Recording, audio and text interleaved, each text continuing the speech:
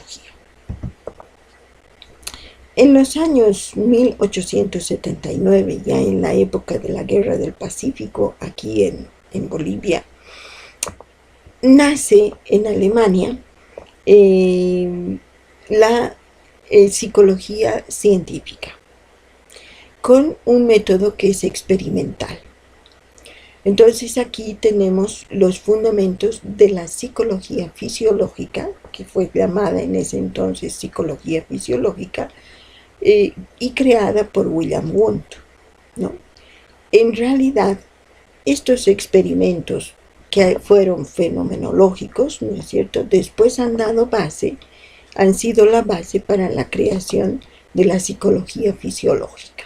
Entonces, en esta psicología entendíamos cómo es que percibíamos, cómo es que teníamos las sensaciones, qué pasaba en nuestro organismo para que nosotros podamos percibir y tener las sensaciones y producir la atención y tener la memoria y poder tener el razonamiento lógico y el pensamiento, ¿sí? Pero de esta primera concepción, podríamos decir, de la psicología fisiológica, aparece hay una derivación, ¿no es cierto?, hacia la psicología del aprendizaje. Entonces, por supuesto, el aprendizaje es una de las actividades del sistema nervioso y por lo tanto son actividades mentales superiores. Y entonces el aprendizaje ha sido un tema importante para comprender, para ser comprendido por la psicología. La pregunta era ¿cómo aprendemos? ¿Sí? Y entonces Watson en 1914 trabaja en el conductivismo. Y entonces aparece Skinner con el conductivismo operante. Seguramente ustedes el semestre anterior ya han conocido sobre el conductivismo de Watson, que es estímulo-respuesta, para poder entender, ¿no es cierto?, que nosotros aprendemos cuando tenemos estímulos positivos, ¿no es cierto?, y cómo en realidad también podemos aprender para evitar los estímulos negativos, ¿no? Y Skinner, que nos hace una comprensión del aprendizaje a partir de la asociación con un estímulo que no es natural, ¿no?, al que se lo denomina estímulo operante. Entonces es la imagen típica del perrito que saliva cada vez que suena el timbre, porque él ha hecho la asociación de que el timbre está ligado a la presencia de comida. Entonces, cuando se presenta la comida y el timbre, la comida y el timbre se condiciona al animal, ¿no es cierto?, a que pueda trabajar en esta relación de asociación, de tal forma que cuando solo aparece el timbre, el animal saliva. Entonces, este principio de condicionamiento operante, ¿no es cierto?, después ha sido trabajado ya en la caja de Skinner para introducir otro tipo de elementos en el proceso de aprendizaje con los ratoncitos y hacer experimentos para que se pueda comprender cómo es ese proceso de aprendizaje.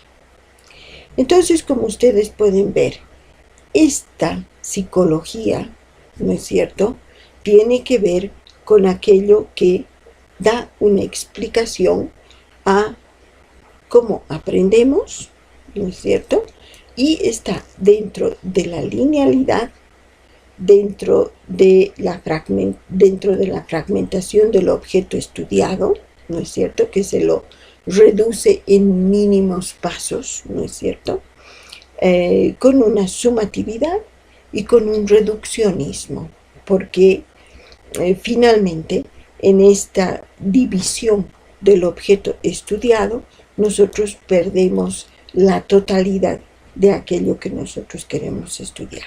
Entonces estudiamos las partecitas chiquititas, ¿no es cierto? Y es por esto que se responde nuevamente, si ustedes me permiten, ¿no es cierto?, a esta propuesta de la filosofía del positivismo, porque todo lo que es aprendizaje puede ser tener una causa explicativa, es medible, es observable y es cuantificable. Entonces, desde este punto de vista, la psicología, ¿no es cierto?, del aprendizaje tiene que ver con ese pensamiento positivista, de la filosofía positivista, ¿no es cierto? Y es una ciencia positivista y por lo tanto es reconocido como ciencia en la Academia de las Ciencias. ¿Sí? Después de esto, en el año 1894 aparecen los primeros cuestionamientos a este positivismo, porque resulta que aparece un señor que se llama Durkheim y que es seguido por Weber para dar origen a la sociología. Ellos se preguntan, ¿qué es de todo aquello que es subjetivo y que sin embargo es parte de las experiencias y de las vivencias que construyen el mundo y que construyen el conocimiento? ¿Qué es de aquello que es subjetivo, que no se ve, no es cierto, pero que sin embargo existe? ¿Cómo se lo estudia? Se preguntan Weber y Durkheim principalmente, ¿no es cierto? Y Weber produce, digamos, un poco la propuesta ya de la sociología, ¿no? Y entonces es para dar respuesta a esa pregunta, ¿no es cierto?, que surge la sociología y que aparecen las reglas del método sociológico que han sido creadas por estos dos autores.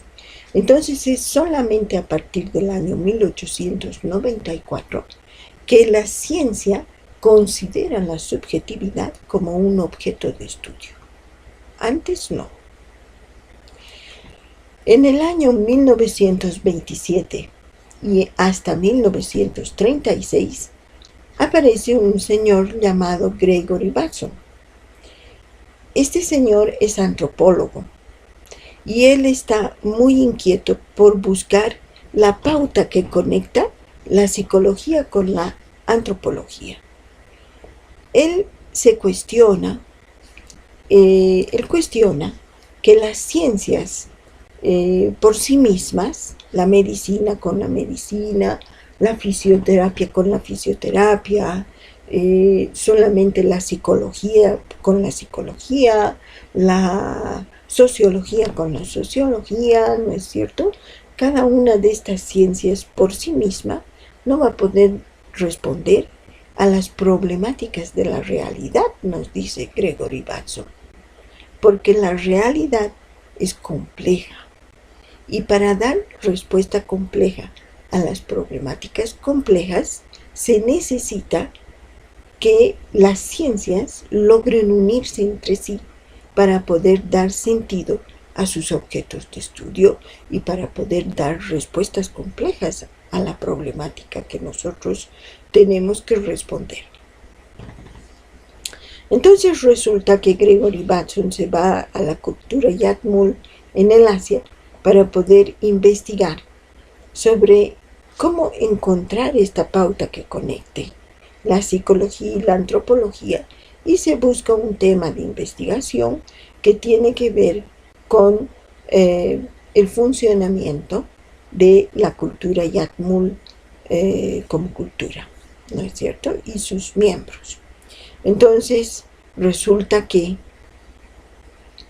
después de cuestionar la separación de la especialidad de las áreas de la ciencia, va a buscar estas respuestas integrales y a partir de esta investigación va a crear los conceptos fundamentales del enfoque sistémico y va a plantear lo que se conoce con el método abductivo.